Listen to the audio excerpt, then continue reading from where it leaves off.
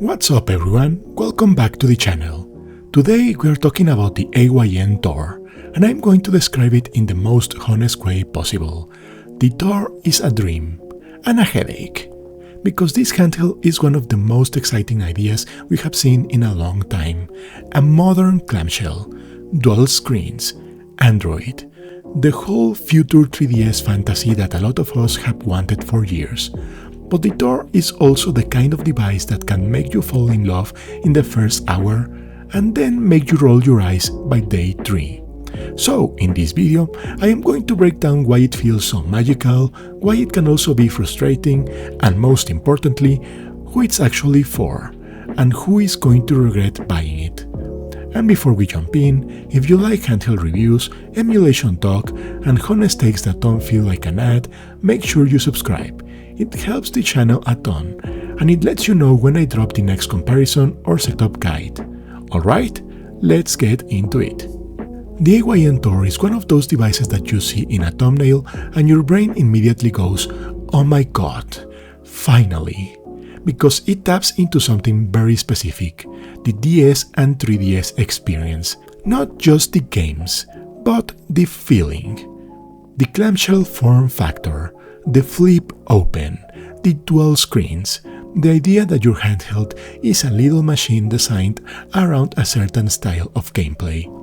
And for years, the emulation scene has been trying to recreate that with hacks and compromises, phones with telescopic controllers, tablets with weird layouts, single-screen handhelds where you're constantly switching screens or squeezing two tiny screens into one display.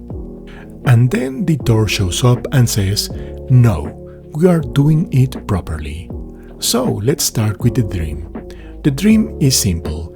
This is the closest thing to a modern DS and 3DS that we have ever had, but with an OLED PIV, modern controls, and the flexibility of Android.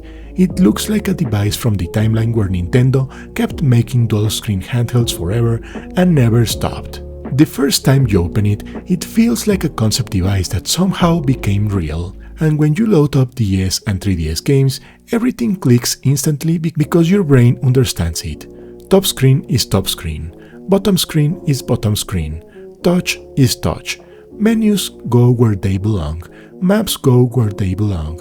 That constant "where should I place this screen" problem vanishes. And that feeling alone is intoxicating. It makes you want to replay games you haven't touched in years. It makes you scroll through your library and go, wait, this could actually be perfect on this. It makes you imagine finishing more games because suddenly the friction is lower. The Thor makes dual-screen games feel natural again, and if you are the kind of person who grew up on DS and 3DS, especially if those systems were your comfort era, this device hits hard. It's also a dream because it's not only about nostalgia, it's about ergonomics and flow. On a normal single-screen handheld, DS and 3DS emulation often becomes a compromise.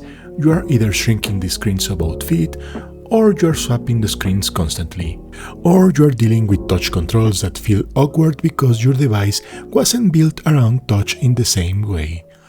With the Thor, a lot of that disappears. You can play games the way they were designed to be played, and that's why it feels like a dream. It solves a real problem for a real genre of games. Now, the dream part also includes modern features that the original DS and 3DS never had. You've got better display tech, you've got modern controls, including sticks and triggers. You've got Android flexibility, which means you can install what you want, customize your front end, and make this device fit your personality. And if you're the kind of person who loves creating your perfect handheld, this is heaven. You can make it look clean. You can organize your systems. You can theme it. You can turn it into your personal portal to nostalgia. So, why am I calling it a headache? Because the Thor doesn't just bring the magic of dual screens, it also brings all the complexity that comes with dual screens. And the first headache is this: dual screen emulation is not one problem, it's 10 problems pretending to be one. When you emulate DS and 3DS, you are not just deciding does it run, you are deciding how you want to experience it. You are deciding which emulator you trust, you are deciding which layout you prefer, you are deciding how big each screen should be, you are deciding how to handle games that use the bottom screen constantly. You are deciding what button swaps screens, what gesture swaps screens, what happens if a game expects you to use the touch screen for precise actions. And while the Thor makes the physical part feel right, you still have to make the software part feel right. And that's where the headaches begin. Because Android isn't console simple. Android is flexible, but flexibility comes with choices, and choices come with friction. Sometimes everything works perfectly, and you feel like you're holding a masterpiece. And then, sometimes you hit one game that acts weird, and suddenly you are digging through settings like you are doing taxes. And here is the deeper headache. Not every app or game was designed for a dual-screen clamshell. The Thor shines for DS and 3DS, but outside of that use case, the second screen can go from amazing to what do I do with this? You can use it for shortcuts, you can use it for overlays, you can use it for extra controls, you can use it creatively. But a lot of the time, you will notice that the broader Android ecosystem doesn't care. Most apps treat you like a single-screen phone. Many games don't know what to do with a second display. And sometimes, the bottom screen becomes either an extra panel you don't use or an awkward element you are constantly trying to justify. So, if you're buying the Thor expecting it to be a perfect all-in-one handheld, the dream starts cracking. Because the Thor is a specialist. It is a dual-screen specialist. And specialists are amazing when you are the target audience, and annoying when you are not. Now, the second headache is comfort.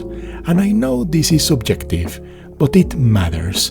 Clamshell handhelds are always a balancing act. The hinge, the weight distribution, the angle you hold it at, and how your hands sit when you're playing for long sessions. A lot of people assume a clamshell is automatically comfortable because it's familiar, but the Thor is not a tiny plastic DS. It's a modern device with modern screens, modern internals, modern battery, and modern controls. That means it has different weight, different thickness, and different ergonomics. So, for some people, it's a dream in the hands. For others, it's a device that feels great for 30 minutes and then becomes, okay, why does my grip feel weird? And the reason is simple. Dual screen play changes your posture. If you're bouncing between screens visually, your eyes move more. If the bottom screen is touch heavy, your hands do more. If the game uses both screens equally, your attention is split. On an original DS or 3DS, that's what the system was designed around. On an emulation device, you can get close, but it's not always identical. And that leads to a weird truth. Some games feel perfect, and others feel slightly off. Not because the Thor is bad, but because dual-screen games were built for very specific physical characteristics and a very specific ecosystem. Emulating that ecosystem will always have a little bit of "it depends." Now, the third headache is durability anxiety. I'm not saying the Thor hinge is weak. I'm not saying it's going to break. I am not predicting doom. What I'm saying is, hinges add a mental tax. Every clamshell device eventually makes you think about long-term wear. Loose hinge, stiff hinge, wobble, dust, stress from travel, pressure in a backpack, drops where the device opens mid-fall. With slab handhelds, you worry about screen crashes and sticks. With clamshell handhelds, you add hinge concerns to the list. And because the Thor is expensive enough that you will treat it like a premium device, this matters. You might baby it more, you might carry it differently, you might worry about it more. And that's another kind of headache, when a device is so cool that you don't want to use it like a normal device. Now here is the headache that I think is the most important one. and the one that is going to decide whether you love the Thor or hate it. The Thor requires a certain personality. It requires someone who enjoys the process, because the Thor can be brilliant, but it's not always effortless. You need to be okay with tinkering. You need to be okay with settings. You need to be okay with emulator quirks. You need to be okay with the idea that one update might fix 3 problems and introduce one new weird behavior. If you are the type of gamer who just wants to press power and play, the Thor might frustrate you, not because it's broken, but because it is a device built for enthusiasts. And enthusiasts love control, but control comes at the cost of simplicity. That's why I call it a dream and a headache at the same time. Because the dream is the vision, the dream is the concept, the dream is what it enables. But the headache is the reality of living with it, the software ecosystem, the edge cases, the tweaking, the adaptation required to make it feel perfect. Now let's get to the most useful part of this video. Who should actually buy it?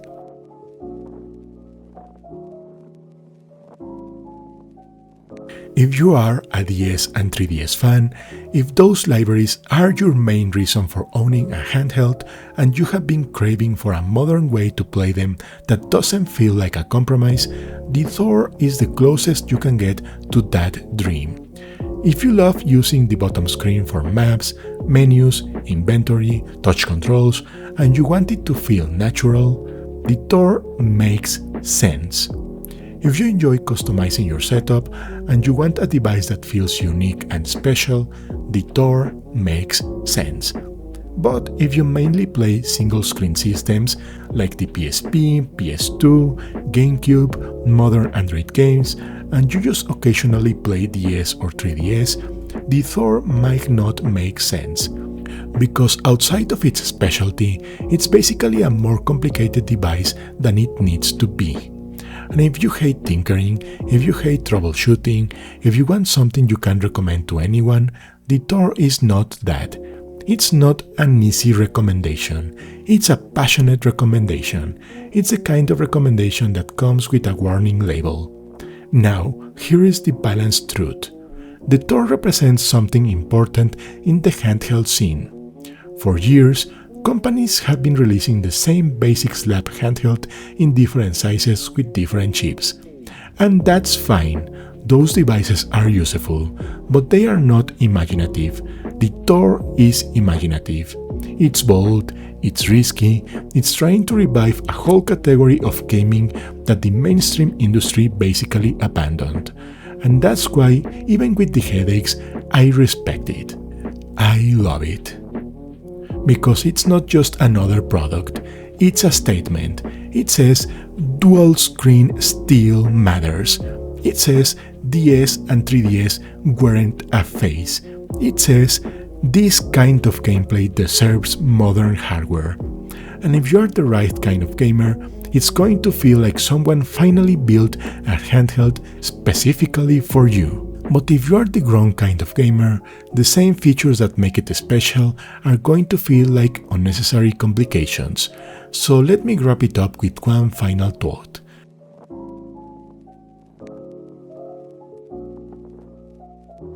The AYN Thor is a dream because it brings back a style of gaming that almost no modern handheld respects. It makes DS and 3DS feel natural.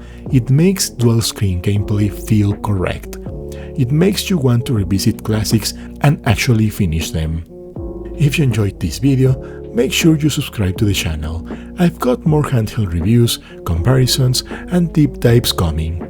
And subscribing is the easiest way to support the channel. And let me know in the comments, do you want dual-screen handhelds to become a whole category again, or is this a niche that should stay niche? Thanks for watching, and I will see you in the next one. Remember, stay docked or not.